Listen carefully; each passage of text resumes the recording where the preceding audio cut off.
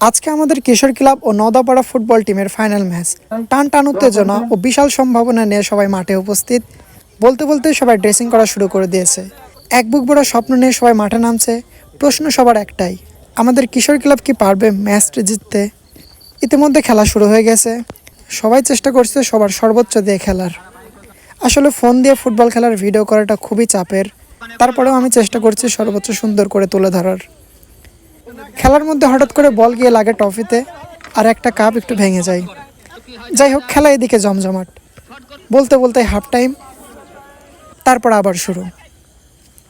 কিছুক্ষণ পরে আমাদের কিশোর ক্লাব একটা গোল দিয়ে দেয়। এরপর আরও একটি গোল। দুঃখিত, দ্বিতীয় গোলটা আমি ভিডিও করতে পারিনি।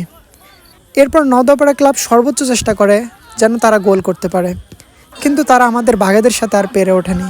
আর এভাবে আমরা 2-0 গোলে জিতে যাই। এরপরে ট্রফি বিতরণ হয়, আর দেখুন আমাদের ক্লাব কত খুশি। ধন্যবাদ।